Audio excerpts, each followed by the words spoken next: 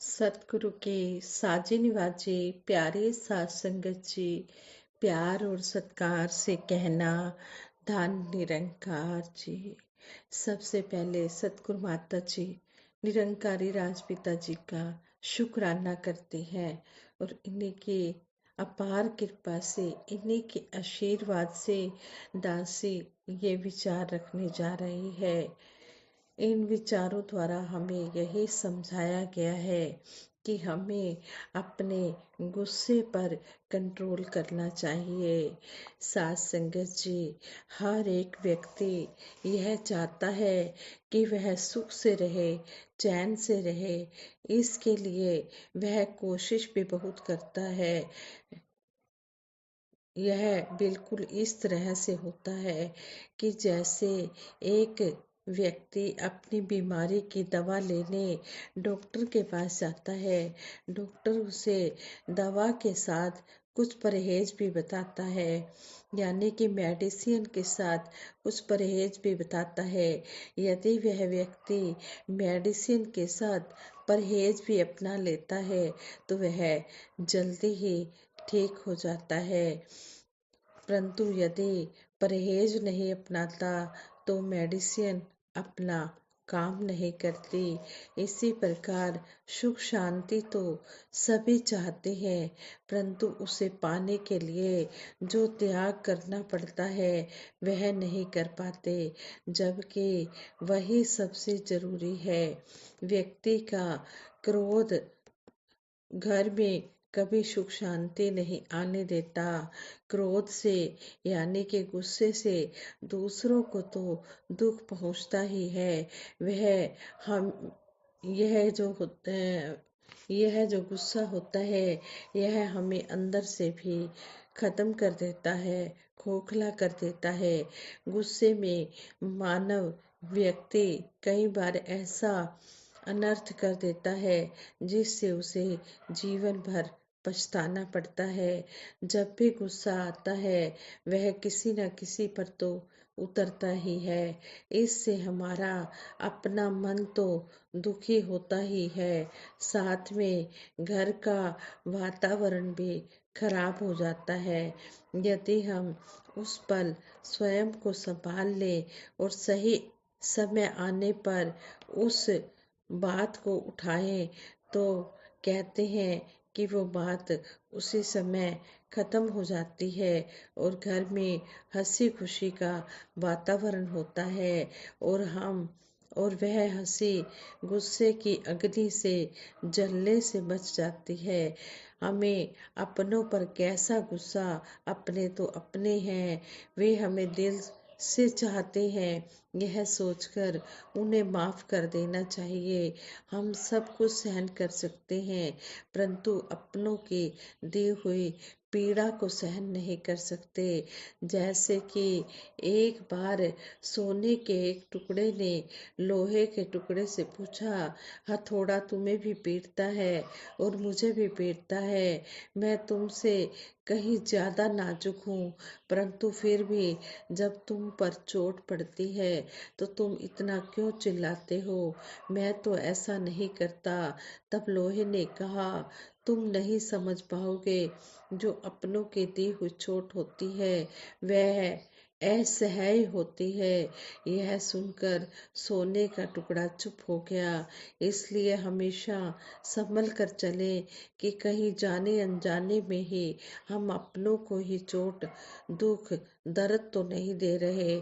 संसार में ऐसा कोई व्यक्ति नहीं जिसने कभी कोई भूल ना की हो, क्योंकि इंसान गलतियों का पुतला है और हम भी इंसान हैं, कोई देवता नहीं।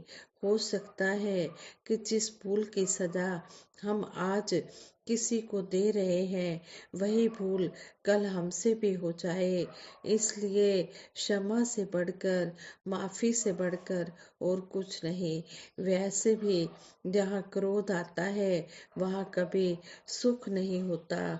जितना हो सके हम क्रोध से, यानी कि गुस्से से बचें। और कहा भी है, जहाँ दया वहाँ धर्म है, जहाँ लोभ वहाँ पाप है, जहाँ क्रोध वहाँ काल है, जहाँ क्षमा है वहाँ आप है। तो इस तरह कहते हैं कि दया धर्म का मूल है, पाप मूल अभिमान है, तुलसी दया न छोड़िए, जब लग घट में प्राण। की जो दया है वो धर्म का मूल है, और पाप का मूल जो है वो अभिमान है। हमने कभी भी अभिमान नहीं करना है। जो ये गुस्सा आता है ये अभिमान के कारण ही आता है। इसलिए हमें सतगुरु हमेशा यही समझाते हैं कि अगर कोई ऐसी बात गुस्से में कह भी देता है तो हमें उसे क्षमा कर देना चाहिए। अगर वो क्षमा मांग रहा है तो क्षमाशीलता जिसके अंदर, वो सुंदर इंसान बना। जिसने जितना सहन किया उतना ही महान बना। तो सतगुरु माता सुदीक्षा जी महाराज भी आज हमें यही समझा रहे हैं कि जो माफी देने वाला होता है वो बड़ा होता है। अगर कोई गुस्से में कुछ कह भी जाता है तो अगर वह फिर माफी भी मांग रहा है तो उसे माफ कर देना चाहिए और भूल जाना चाहिए। और अंदर बाहर से हमें पाक साफ शुद्ध होना चाहिए। अंदरों बाहरों इक्को होइए, ताए रब परवान करे, कहे अवतारे भोले भाई, बंदे का कल्याण करे। ये सतगुरु निरंकार उसी के घट में बैठता है, उसी के घट में वास करता है, जो अंदर बाहर से पाक पवित्र होता है, जिसका मन बिल्कुल शुद्ध होता है। तो ये सतगुरु निरंकार भी उसी के साथ ही होता है, उसी के मन में विराजमान होता है। इसलिए हमने समदृष्टि लानी है। जैसे सतगुरु सबको एक नज़र से देखते हैं, किसी के अंदर भी कोई ऊंचे नीचे छोटे बड़े वाली भावना मन में नहीं रखते हैं। जो शरण आवे 30 कंठ लगावे, जो सतगुरु की शरण में आ जाता है सतगुरु उसे अपने गले से लगा लेता है। इसी तरह जो सच्चा गुरसिक होता है, जो गुरु के ज्ञान पर चलने वाला होता है, वो काम क्रोध लोभ मोह अहंकार इन बातों को बिल्कुल छोड़ देता है। ये 5 चोर हैं, इनको बिल्कुल खत्म कर देता है और सतगुरु के कहे अनुसार अपना जीवन गुजारता चला जाता है। सतगुरु की बात को पूरी तरह मानता है, वो समदर्शी बन जाता है। तो कहते हैं कि ऐसे गुरसिक के मन में ये ब्रह्म ज्ञान पूरी तरह से रम जाता है, बस जाता है। कहते हैं कि ज्ञान का सूरज जब मन में विराजमान हो जाता है तो फिर ये आत्मा जो है गुरु कृपा से रोशन हो जाती है। वो इस परमपिता परमात्मा के रंग में रंग जाती है। इस जो ये निरंकार है इसको देख लेती है और फिर वो इसी में ही वो लगन, इसी की लगन उसके मन में हो जाती है, इसी के लिए मन में बिठा लेती है। और फिर किसी के साथ भी कोई ऐसा भाव नहीं आता कि कोई बेगाना लगने लगे, फिर सभी अपने लगने लग जाते हैं। विसर गई सब तात पराई, जब ते साथ संगत मोहि पाई।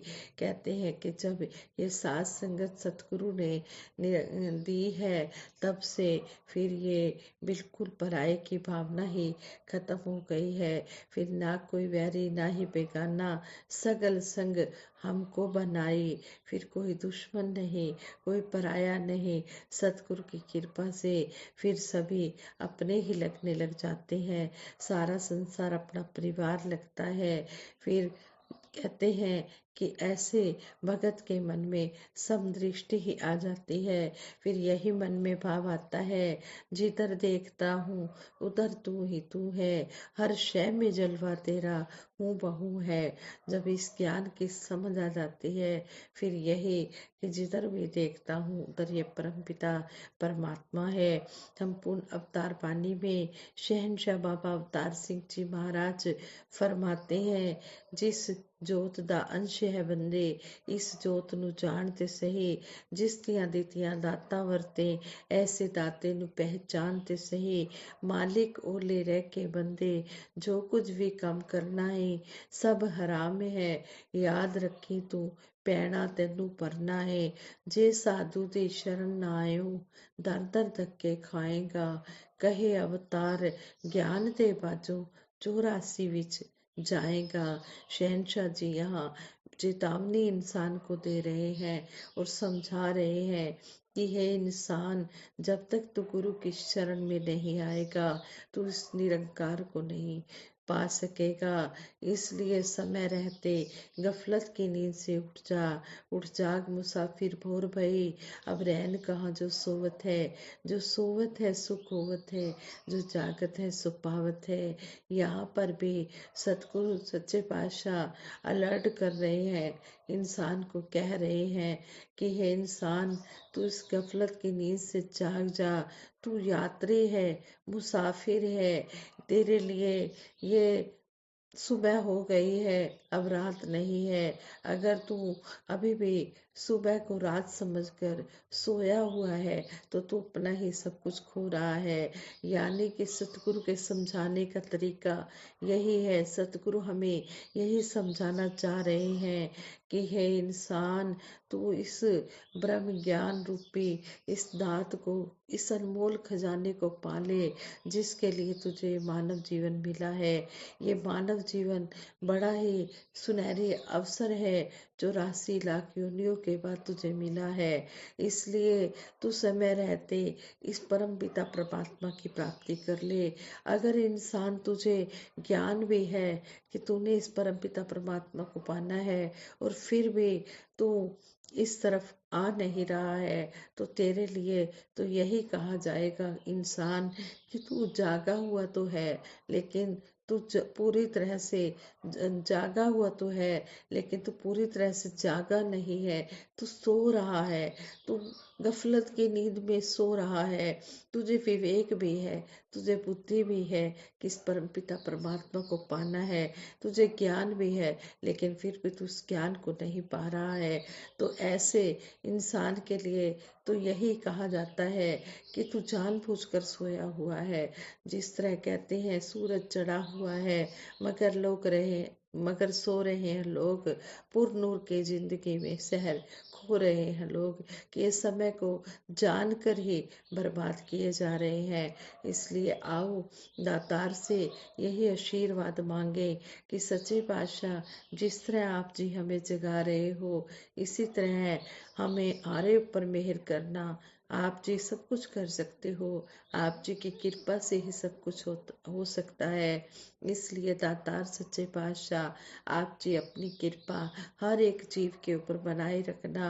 हर एक जीव के अंदर ऐसी लगन भर देना, ऐसी जिज्ञासा भर देना कि वो इस नाम रूपी दात से जुड़ जाएं और ये काम क्रोध लोभ मोह अहंकार जो 5 चोर हैं, इनसे छुटकारा पा लें।